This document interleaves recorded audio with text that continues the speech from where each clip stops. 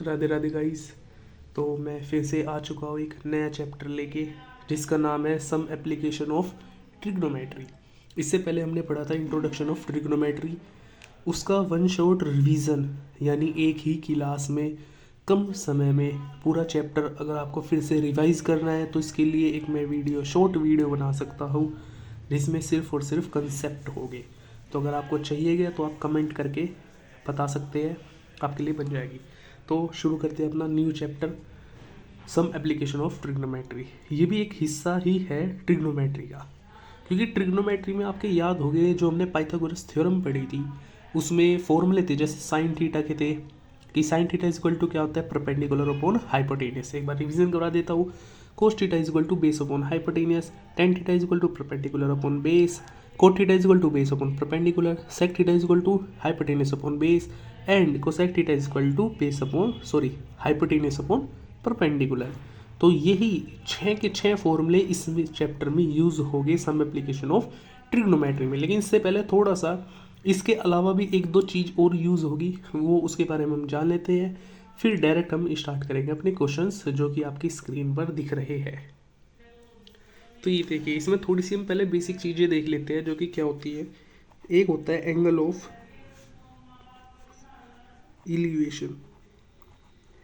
क्या होता है एक angle of elevation?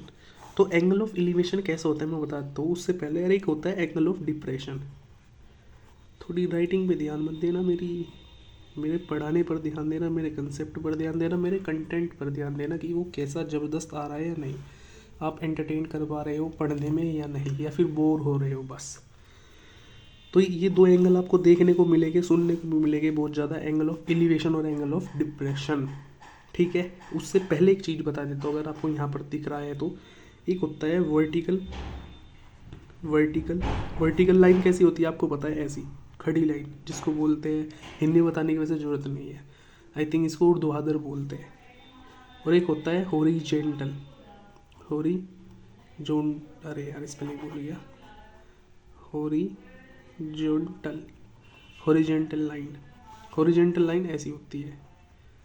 I think मैं सही हूँ, मुझे थोड़ा सा डाउट हो रहा है। वर्टिकल यानी हाँ ठीक है, वर्टिकल लाइन और हॉरिजॉन्टल लाइन। तो ध्यान रखना इस वाली लाइन का यूज़ होगा यहाँ पर, या इसका कह लो, किसी का भी कह लो। जैसे कि ये होगी एक वर्टिकल लाइन और ये होगी एक हॉरिजॉन्टल लाइन। ठीक है, ये होगी वर्टिकल लाइन, ये होगी हॉरिजॉन्टल लाइन। तो जब भी एक वर्टिकल लाइन सीधी और हॉरिजॉन्टल होती है तो उसके बीच 90 डिग्री का एंगल बनता है। Very good. लेकिन लेकिन लेकिन लेकिन लेकिन लेकिन ये एंगल ऑफ एलिवेशन क्या होता है, ये चीज़ बताइए। तो एंगल ऑफ एलिवेशन, अगर आप यहाँ पर खड़े हो, जैसे आप ज़मीन पर खड़े हो और आप किसी बिल्डिंग को देख रहे हो, तो बिल्डिंग देखने के लिए, और आप बिल्डिंग का टॉप देख रहे हो सबसे ऊंचाई पर, तो उसके लिए आपको अपनी गर्दन, जैसे अभी तो सीधी है आपकी गर्दन, तो आपको अपनी गर्दन ऊपर उठानी पड़ेगी या फिर नीचे करनी पड़ेगी? तो सही जवाब है आपको आसमान की तरफ देखना पड़ेगा, यानी गर्दन ऊपर उठानी पड़ेगी। तो जैसे कि ये मेरी गर्दन है यहाँ पर, ये मान लीजिए मैं, ये आदमी खड़ा है यहाँ पे, मान ले तो ये मेरा मुंह हो गया। ठीक है, ये गला, मेरे हाथ, हाँ मेरे ही ले लो, अजीब गरीब जोम्बी जैसा दिख रहा होगा मैं इस टाइम। ये तो फिलहाल तो मैं यहाँ पर देख रहा हूँ इस साइड, लेकिन जब मैं ऊपर की तरफ देखूंगा ये, तो इससे हॉरिजेंटल और ये वाली लाइंस के बीच में जो एंगल बनेगा ना, थीटा, जो भी है नाम तो आप अपने पास से दे सकते हो, थीटा अल्फा बीटा जो भी है, तो ये वाला जो एंगल बनेगा ना, इसको बोलते हैं एंगल ऑफ एलिवेशन। ठीक है, इसको बोलते हैं एंगल ऑफ एलिवेशन। और अगर अब मैं यहीं पे खड़ा हूँ और सपोज करो ये रहा मैं ज़ोंबी जैसा, डर तो नहीं लग रहा किसी को? वैसे मैं इतना पतला हूँ नहीं। तो जब कोई नीचे की तरफ देखेगा, ऐसे नीचे देखेगा, तो ये हॉरिजेंटल लाइन और ये वाली लाइन, इसके बीच जो एंगल बनेगा ना, उसको बोल लेंगे हम एंगल ऑफ डिप्रेशन। ठीक है, बस ये 4 चीज़ें आपको समझानी थी कि एंगल ऑफ एलिवेशन क्या होता है और एंगल ऑफ डिप्रेशन क्या होता है। बाकी आपको पता है sine theta is equal to perpendicular upon hypotenuse, cos theta is equal to base upon hypotenuse, और tan theta is equal to perpendicular upon base. Cot theta is equal to उल्टा कर दो, base upon perpendicular, sec theta is equal to इसका उल्टा कर दो, hypotenuse upon base, और cosec theta is equal to इसका उल्टा कर दो, हाइपोटेनियस अपॉन परपेंडिकुलर। तो ये 6 फॉर्मूले आपके लगेंगे। अब हम चलते हैं अपने क्वेश्चंस पर, अगर आपको ये क्लियर हो गया हो, ज़्यादा हार्ड नहीं है। क्वेश्चंस क्या है सिर्फ और सिर्फ हमको क्या करना है इसमें, लैंग्वेज पर ध्यान देना है। जो कुछ है इसका लैंग्वेज है, इससे लैंग्वेज से फिगर बनाना है बस, और कुछ नहीं करना। ठीक है, तो देखो फर्स्ट क्वेश्चन हम पढ़ते हैं। क्या है कि अ सर्कस, एक सर्कस आर्टिस्ट है, ठीक है, जैसे सर्कस में जोकर होते हैं उसकी बात कर रहा है, is climbing a 20 metre long rope, एक 20 मीटर लंबी रस्सी है, ये रही 20 मीटर लंबी रस्सी। इसमें क्वेश्चन में फिगर दिया हुआ है आपका जानबूझकर, क्लिम्बिंग मतलब चढ़ना, वो 20 मीटर लॉन्ग रस्सी है उस पर चढ़ रहा है, विच इज टाइटली स्ट्रेच, जो कसकर बंधी हुई है, from the top of vertical pole to the ground. ये कह रहा है कि रस्सी का जो टॉप है वो इससे वर्टिकल पोल से बंधा हुआ है, जो कि ग्राउंड से अटैच है। ये जो वर्टिकल पोल है ना, ये ग्राउंड से, ये रहा ग्राउंड, ये रहा वर्टिकल पोल, और ये रस्सी, रस्सी का टॉप यहाँ है और बॉटम यहाँ है ग्राउंड पे। तो कह रहा है find the height of the pole. तो बेसिक में एक चीज़ और बताना पूछेगा, जब भी आपको हाइट कहे तो एच मानना करो, जब भी आपको डिस्टेंस डिनोट करनी है तो एक्स, ठीक है, हाइट डिनोट करनी है तो एच, डिस्टेंस हो तो स्मॉल एक्स में। तो इस क्वेश्चन में इसने कहा है कि फाइंड द हाइट, तो मुझे हाइट बतानी, तो मैंने इसको एच मान लिया अपने पास से। ठीक है, फिगर में ही लिख दो करो, लैंग्वेज लिखने की जरूरत नहीं है, फिगर बनाओ उसमें डिनोट कर दो कि ये एच है, ये यो है, ये यो है। ठीक है, चलो, if the angle made by rope, जो एंगल है रस्सी और ग्राउंड लेवल, रस्सी योरी और ग्राउंड लेवल ये रहा, तो रस्सी और ग्राउंड लेवल कितने का बना रहे हैं, 30 डिग्री का। ठीक है, तो बस अब आ जाओ आगे। अब इसमें फॉर्मूले क्या लगेंगे, में 6 फॉर्मूले लगेंगे, जो ये मैंने अभी दिखाया, sine theta cos theta tan theta cosec theta sec theta cot theta. बस अब इन 6 में से कौन सा लगाए यही डिसाइड करना है। मतलब इस चैप्टर में क्वेश्चंस में 2 ही स्टेप करने होते हैं। फर्स्ट स्टेप थ्योरी पढ़ो, लैंग्वेज पढ़कर फिगर बनाओ। अगर फिगर परफेक्ट बनेगा तो 50% क्वेश्चन तो आपका यहीं पर हो जाएगा। उसके बाद कुछ नहीं है, 50% क्वेश्चन बचा, वो कैसे मैं बता देता हूँ। अब ये देखो कि इस जो भी डायग्राम बनेगा उसमें राइट एंगल ट्राइंगल बनेगा। 3 चीज़ आपको गिवन है, ए बी, ए सी और ये साइड, ये 3 साइड है। इन 3 साइड में से सिर्फ और सिर्फ 2 साइड आपको गिवन है, क्या, ये 20 मीटर और एक मैंने एच लिख दी। ठीक है, अब देखो पूछ क्या रहा है आपसे, एच निकालना है। एच यो है क्या, परपेंडिकुलर है ना, मैंने बताया था एंगल के सामने वाला क्या होता है, परपेंडिकुलर। और क्या मिला है, परपेंडिकुलर तो चलो आपके पास है, और क्या है, बीसी, बीसी की वैल्यू है नहीं है, तो मैं लेने गई नहीं से। किसकी वैल्यू है, एसी की, एसी की वैल्यू कितनी है 20। अच्छा ये है क्या, बेस है, हाइपोटेनियस है, परपेंडिकुलर है, परपेंडिकुलर तो हमें मिल गया था, 90 के सामने क्या होता है, हाइपोटेनियस, तो ये हाइपोटेनियस। अच्छा फॉर्मूला बताओ जिसमें परपेंडिकुलर अपॉन हाइपोटेनियस आता हो, वो होता है साइन थीटा। तो यहाँ पर हम लगाएंगे वी नो डैट, हम जानते हैं, वी नो डैट हम जानते हैं sine theta is equal to perpendicular upon hypotenuse. तो परपेंडिकुलर क्या है यहाँ पर, ए बी को मानना था हमने, हाइपोटेनियस किसे मानना था, ए सी को, is equal to sine theta.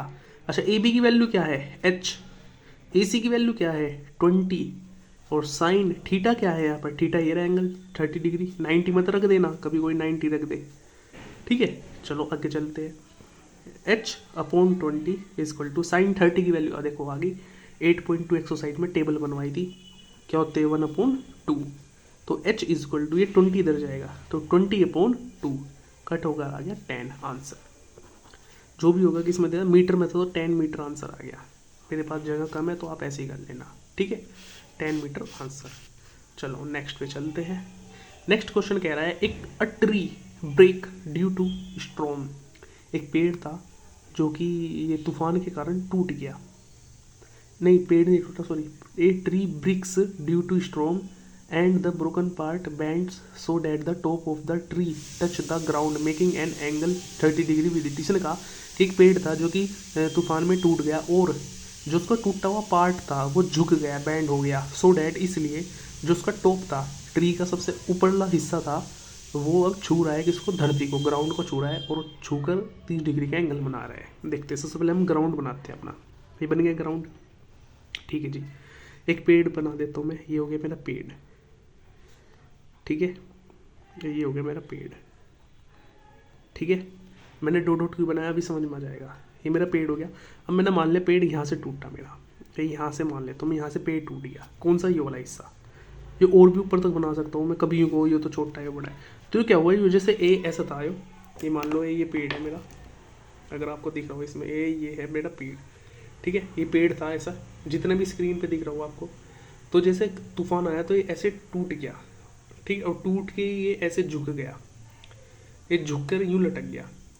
Imagine करो दिमाग में कि एक पेड़ था और पेड़ बिल्कुल सीधा था, तूफान आया, हिल हिल के यो ऐसे झुक गया पेड़, ये यहाँ ऐसे, अरे ऐसे ऐसे झुक के यो ऐसे ऐसे झुक के, टूटा नहीं, मेरा तो टूट गया पेड़ ऐसे।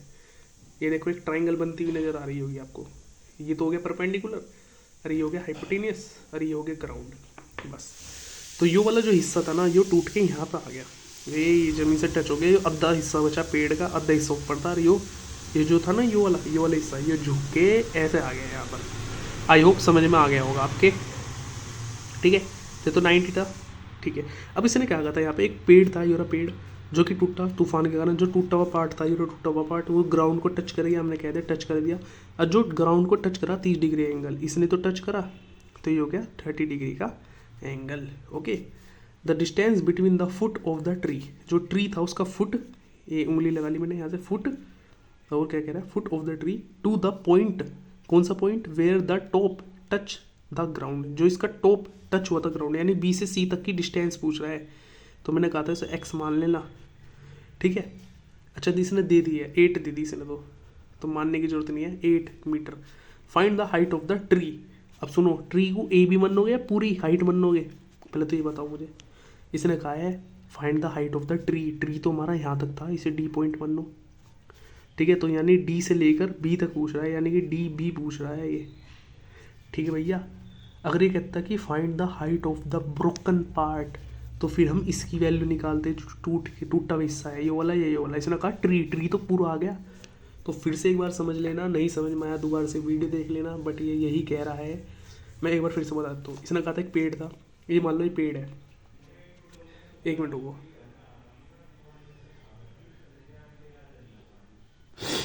सुनो भाई, ये कोई पेड़ है, ये पूरा का पूरा, कहाँ से कैसे दिखाओ, कैसे, हाँ ये चीज़ देखो,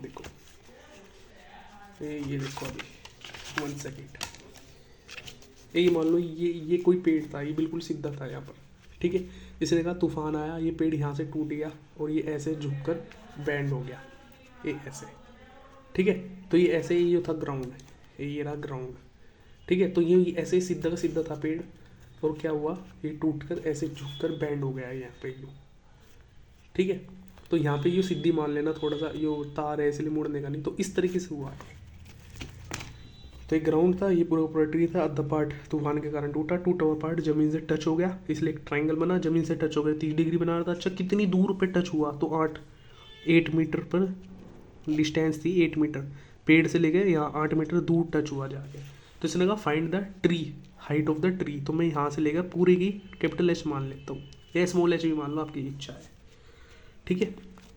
चलो आगे चलते। तो देखो मेरे पास है क्या क्या, मुझे निकालना क्या क्या है। पहली बात तो ये है, सबसे पहली बात, जो ये पूरी की पूरी पेड़ की हाइट है, यानी कि डी बी है, ये किस किस से मिलकर बनी हुई है। पहले तो डी ए से प्लस फिर ए बी से, यानी मुझे डी बी निकालने के लिए पहले डी ए भी चाहिएगा, फिर ए बी भी चाहिएगा, ठीक है।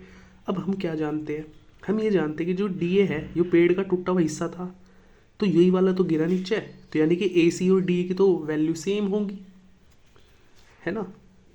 तो D A is equal to A C is equal to broken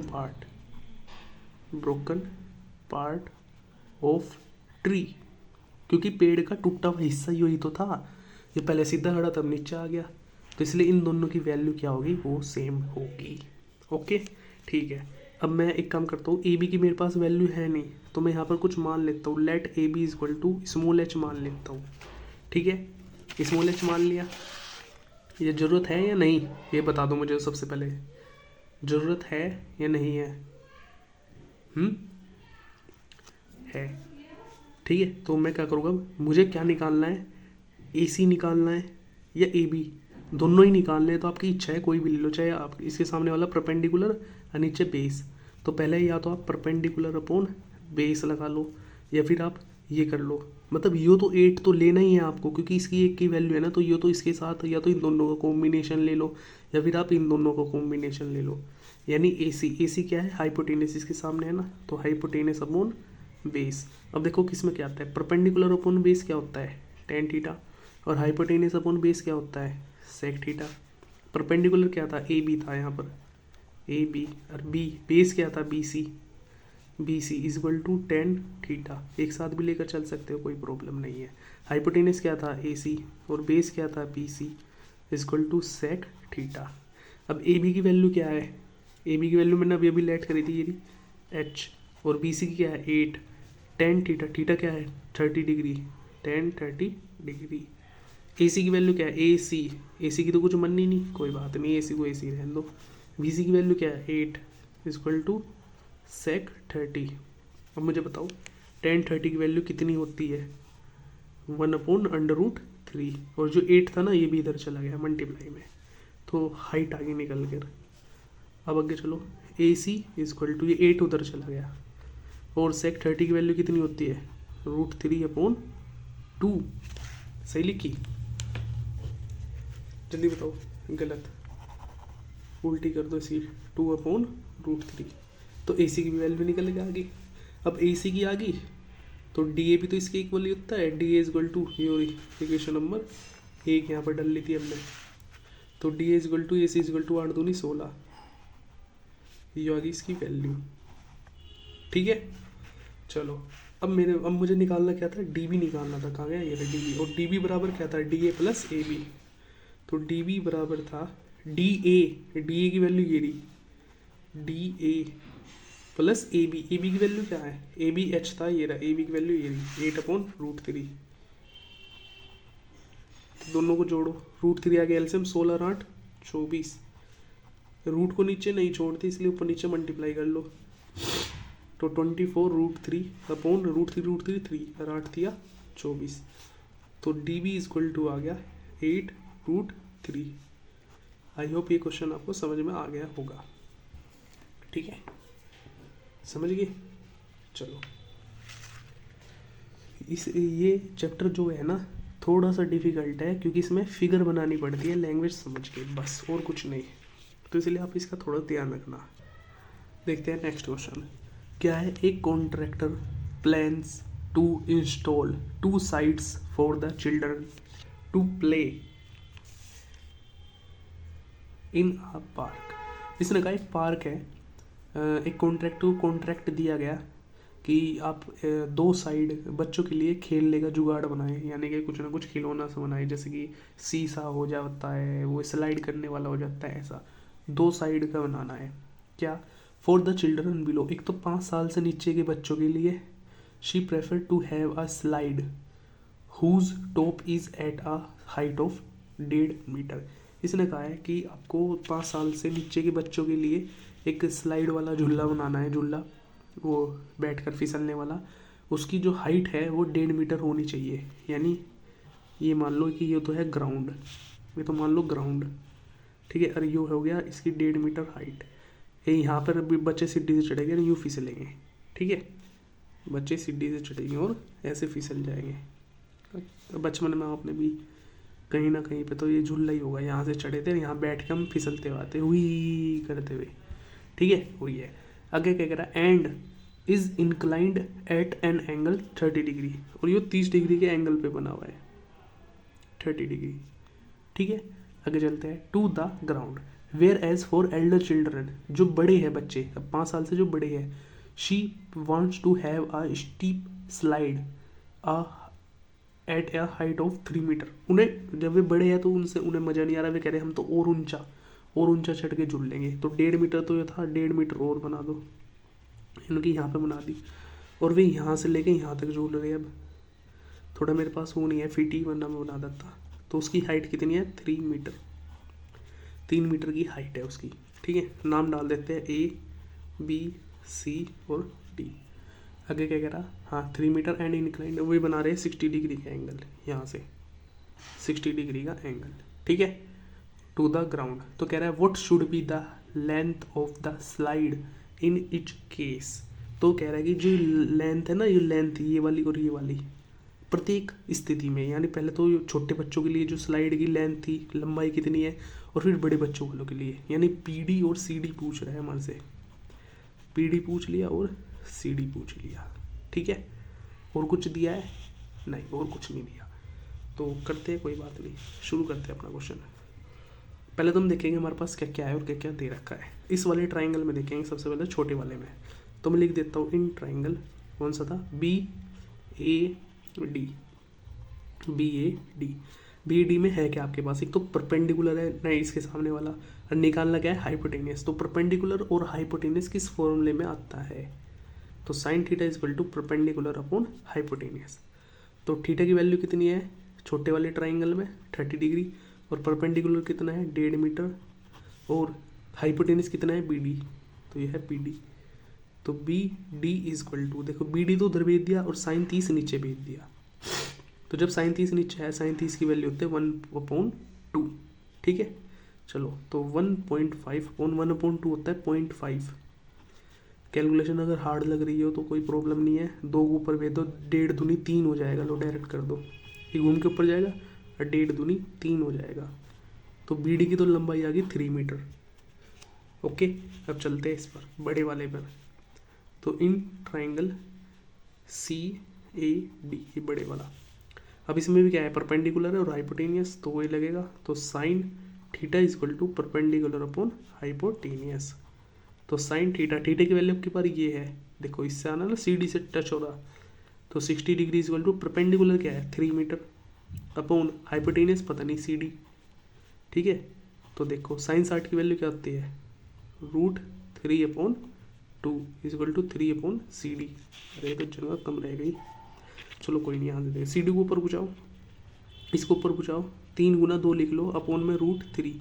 और मैंने एक चीज़ बताई थी, जो 3 होता है वो क्या होता है, √3 गुना √3 इज इक्वल टू 3, ठीक है। और इसके नीचे क्या है, एक √3 है, तो एक ने एक को उड़ा दिया, तो क्या बचा √3, तो यहाँ पे 2 था और इसमें से बचा एक √3, नीचे से काट के, ये आगे इसका आंसर।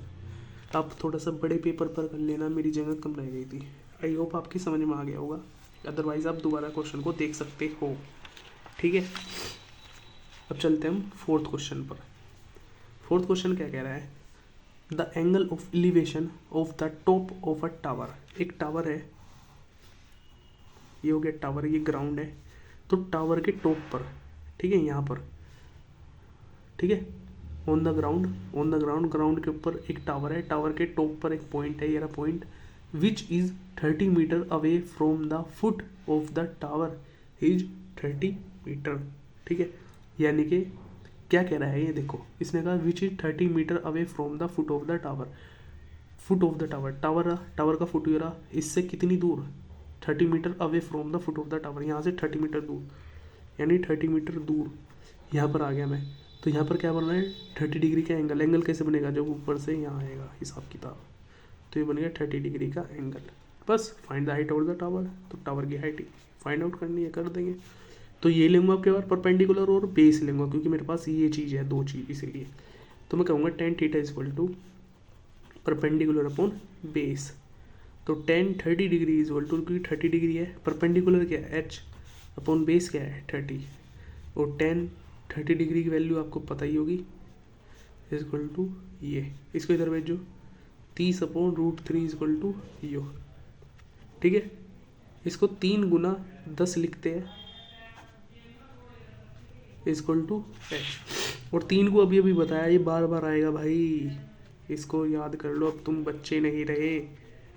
एक रूट ने एक रूट उठा दिया, तो tan√3 है, वो जो भी है, ये आ गया आंसर, ठीक है। आई होप आपकी समझ में आ गया होगा, ओके। चलते हैं नेक्स्ट क्वेश्चन, क्वेश्चन नंबर 5।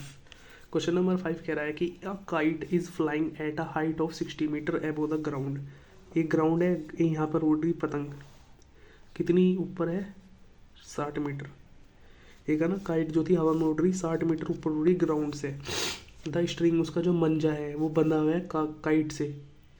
तो अगर देखो यहाँ काइट है, तो ऐसा तो है नहीं आदमी यहाँ खड़ा और सिर ऊपर करके उड़ा रहा, नहीं ना, अगर वो यहाँ खड़ा होगा तभी तो ऐसा मंजा जाओगा उसका पतंग में, पतंग तो उड़ते हुए सब नहीं देखी होगी। तो बस वही बात है, ठीक है, इसलिए ज़्यादा समझाने की जरूरत नहीं मुझे। द स्ट्रिंग, ये जो इसका मंजा है, आदमी यहाँ पर खड़ा है, ऐसा पतंग उड़ा रहा, वो कितनी ऊपर है 60 मीटर ऊपर है। तो attach to the kite is temporary tied to a point on the ground, the inclination of the string म्हणजे का जो एंगल बन रहा ग्राउंड से वो 60 डिग्री का है, 60 degree. Find the length of the string, यानी कि एल मान लो इसे, ये फाइंड आउट करना। Assuming that there is no slack in the string, मतलब इसमें कोई भी उलझन गांठ वगैरह कुछ नहीं है, बिल्कुल टाइट है। बस निकाल दो, मेरे पास ये है, ये हाइपोटेनस है, परपेंडिकुलर है, तो परपेंडिकुलर अपॉन हाइपोटेनस किस में होता है, साइन थीटा में होता है। तो परपेंडिकुलर कितना है 60, हाइपोटेनस कितना है एल, और साइन 60 डिग्री, साइन 60 की वैल्यू √3/2। वेरी गुड, भेजो भाई, भेजो, 2 के ऊपर भेजो 60 गुना 2, इसे नीचे भेजो √3, और एल के ऊपर भेजो एल। देखो इसमें 3 है इसके अंदर, हाँ जी है, तो ये काट देगा नहीं उसे।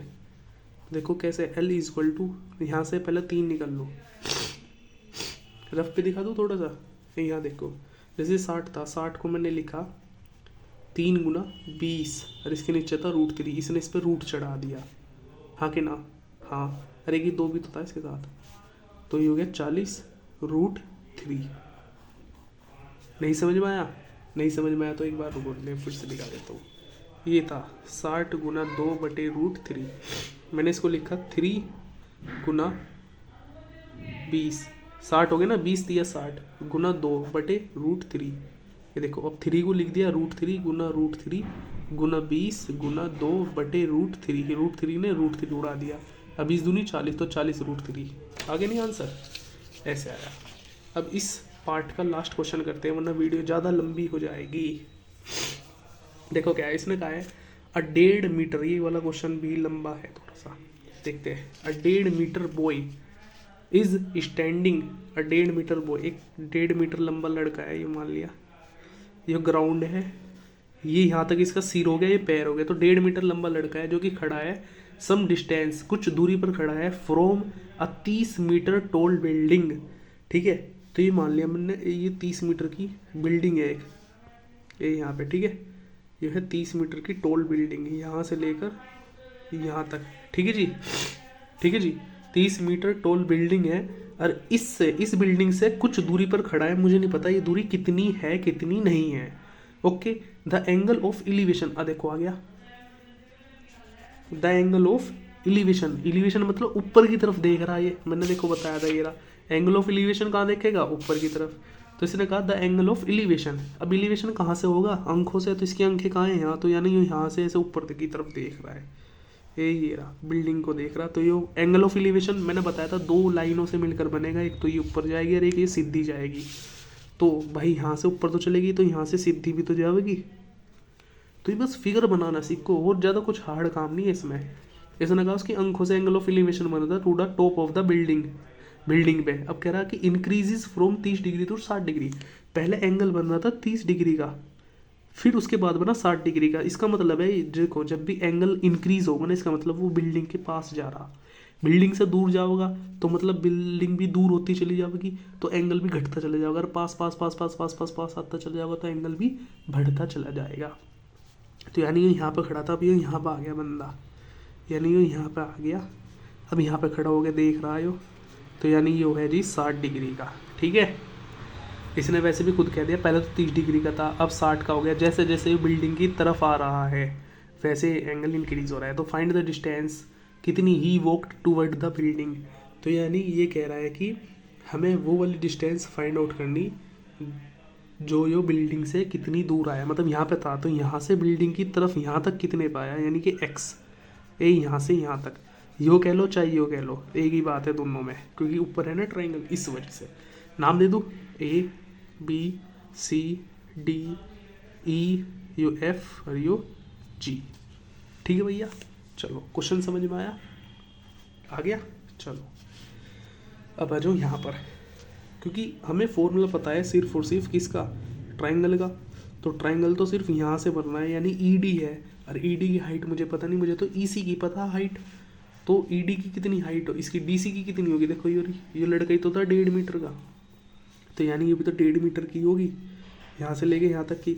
अगर मैं इस पूरी 30 में से ये 1.5 घटा दूँ तो ई डी की आ जाएगी, यानी ई डी की कैसे निकलेगी, ई सी माइनस ई डी, यानी इस पूरे में से इतनी सी जो मैंने छुपा ली हटा दूँ, हटाने का मतलब घटा दूँ, यानी पूरे में से इतनी घटा दूँ तो यो जो चमक रही तुम्हें ED यो बच जाएगी। तो EC कितनी थी 30, ED कितनी थी, 1 मिनट गलती कर दी, DC घटानी थी, ये तो 1.5, तो कितनी बची 28.5, कौन सी ED। तो मैं अलग पेन से लिख देता हूँ, जो सी मैं निकाल रहा हूँ, चल जा भाई 28.5, ठीक है जी। चलो और क्या चाहिए मुझे, बस मुझे यूँ निकालना था ना, x निकालना था, हाँ कि ना, हाँ जी x निकालना था। ठीक है करते हैं, कोई बात नहीं, करते हैं, शुरू करते हैं, करते हैं।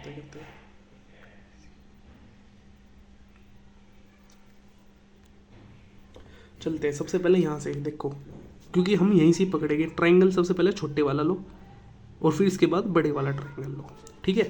तो सबसे पहले मैं चलता हूँ इन ट्रायंगल, कौन सा था EDF, EDF। तो EDF में क्या होगा, परपेंडिकुलर है और बेस है, क्योंकि इसका तो काम ही नहीं है, परपेंडिकुलर और बेस है। तो परपेंडिकुलर अपॉन बेस किस में आता है, tan थीटा में। तो tan theta is equal to perpendicular upon base. तो tan कितना था theta 60 degree, equal to perpendicular कितना निकल रहा 28.5, और सॉरी बेस था बेस, और बेस कितना है FD, FD को इधर भेज दो, FD equal to 28.5 upon 10 60 degree, और 10 60 डिग्री की वैल्यू कितनी है √3, ठीक है ये है। और मैंने आपको बताया था रूट को नीचे नहीं छोड़ते, या चलो बाद में देख लेंगे इसको, फिलहाल इतना याद रखो, FD की वैल्यू आ गई 28.5 √3, ठीक है। अब आ जाओ बड़े वाले ट्रायंगल में। तो इन ट्रायंगल EDG, ठीक है, इन ट्रायंगल EDG क्या होगा, इसमें परपेंडिकुलर होगा, ये पूरा का पूरा आएगा बेस, ठीक है। और एंगल कितना है 30 डिग्री का। तो tan theta is equal to, theta की जगह 30 डिग्री था, परपेंडिकुलर वही same to same upon base, base कितना था GD। अच्छा ये GD किस से मिलकर बना हुआ है, GF से और FD से, ठीक है। तो पहले मैं GD को इधर भेज देता हूँ, GD is equal to 28.5 upon 10 30 degree, और 10 30 डिग्री की वैल्यू होती है 1/√3, जो कि घूम के ऊपर चला जाएगा, यानी 28.5 √3, ठीक है। अब GD किस से मिलकर बना हुआ है, GF और FD से। तो मैं GD की जगह लिख दूंगा यहाँ पर GF plus FD is equal to 28.5 √3। इन दोनों में से किसी की वैल्यू है आपके पास, यस है, किसकी है FD की, अभी अभी तो निकल ली थी ये रही FD की value 28.5 upon √3 is equal to 28.5 √3। इसको इधर ले जाओ, तो 28.5 √3 माइनस 28.5 अपॉन √3, ठीक है ये करा मैंने, ये आ गया GF, और GF ही मुझे निकालना था। तो इसमें से देखो कॉमन क्या है, 28.5 कॉमन है, तो ब्रैकेट में बचा √3 माइनस 1/√3, ओके। थोड़ा सा यहाँ कर लेते हैं अब इसको। तो ये था 28.5 ब्रैकेट में √3 माइनस 1/√3, एलसीएम ले लो। तो जी 28.5 √3 की इसमें होगी तो क्या होगा 3 माइनस 1/√3, ये कितना हो गया 2। 28.5 गुना 2/√3, मैंने कहा था √3 नीचे नहीं छोड़ते, तो इसलिए क्या करो अपन नीचे मल्टीप्लाई कर दूंगा इसकी, ओके। चलो अब इसकी मल्टीप्लाई करो, 5 दूनी 10, हंसी लगा 1, 8 दूनी 16, और 1 17 का 1 का, 2 दूनी 4 1 5, नीचे हो गया 3, ऊपर हो गया √3, ये 57.0 है, तो 57 ही रहने दो इसे, 57 √3/3। ये GF की वैल्यू नहीं कर रही है आपकी, तो ये कट सकता है, यस, 3 एकम 3 और 3 नम 27, तो ये आ गया 19√3 आपका आंसर, ठीक है। तो बस यही निकालना था, ये क्वेश्चन काफ़ी बड़ा था, एक बार फिर से आप इसको देखना और खुद से ज़रूर करना। इस पार्ट के अंदर हम 6 ही क्वेश्चन रखते हैं, बाकी के क्वेश्चन पार्ट सेकंड में 2 में आ